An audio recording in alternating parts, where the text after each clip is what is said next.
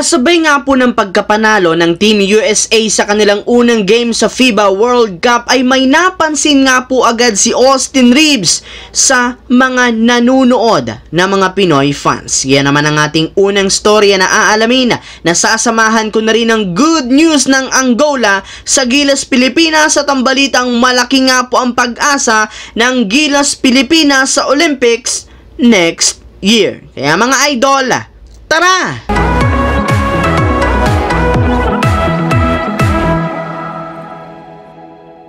Ang videong ito mga idol ay hatid sa inyo ng Aurora Game, isang play-to-earn mobile app na kung saan pwede kang kumita habang nag-e-enjoy ka. Maraming mga games dito mga idol gaya ng Color Game na alam kong siguradong mananalo kayo. Dragon versus Tiger na simple lang pipili ka lang kung Dragon ba o Tiger ang mananalo. Meron ding Toss a Coin na alam kong alam nyo na at marami pang iba. Sobrang dali lang mag-register gamit lang ang iyong mobile number, hintayin ang verification code at gumawa ng password. Madali lang din mag-cash in at pag panalo, cash out agad gamit ang iyong GCash account. Kaya ano pang hinihintay nyo mga idol?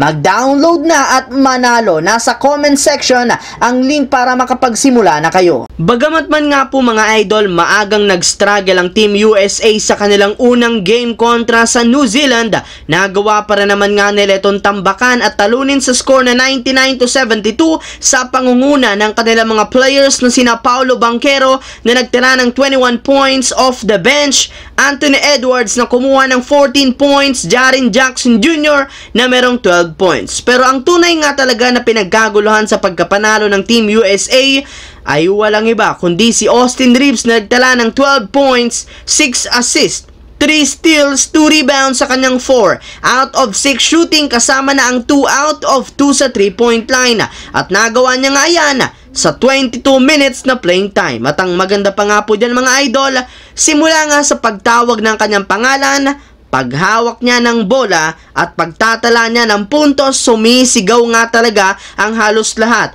ng mga taong nanunood. Kaya di na nga po naiwasan pa ni Austin Reeves na mapangiti at sumaya sa kanyang nakita at napansin sa mga Pinoy fans, gayong tunay nga talaga na Lakers Nation ang Pilipinas. Habang dumiretso naman tayo sa ating sunod na pag-uusapan sa good news ng Angola sa Gilas Pilipinas at ang balitang malaki pa nga po ang tsansa at pag-asa ng Pinas sa Olympics next year. Matapos nga pong matalo mga idol ang Gilas Pilipinas noong nakarang araw kontra sa Dominican Republic, kakalabanin rin naman nga nila mamayang alas 8 ng gabi ang kupunan ng Angola. Pero hindi nga kagaya ng Dominican Republic, hindi nga underdog dito ang Gilas, bagkos mas mataas nga po ang kanilang tsansa na manalo sa nasabing bakbakan. Mas maganda rin naman nga po ang ipinakitang laro ng Gilas sa opening game ng FIBA World Cup noong nakaraan kumpara sa naging laro ng Angola kontra sa Italy. Isa pa,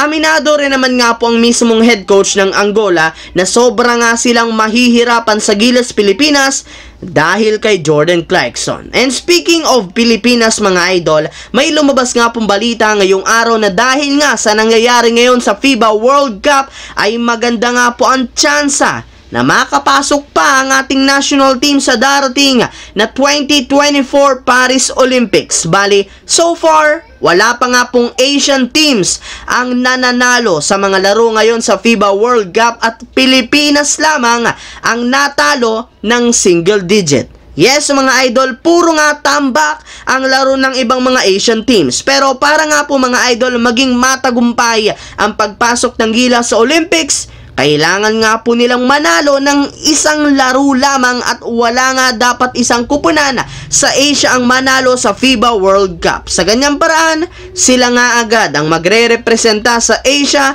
sa darating na 2024 Olympics na gaganapin sa Paris, France. So yun lamang mga idol ang ating bagong video ngayon na ating pinag-usapan dito. Once again, this is your J-Zone TV. Huwag kalimutang mag-like at syempre mag-subscribe. Pindutin ang notification bell sa akin channel para lagi kayong maging updated at laging ma-notify sa mga videos na ipinapalabas ko. Shoutout sa lahat ng solid na lagi nakantabay at laging nanonood dyan. Maraming salamat mga idol.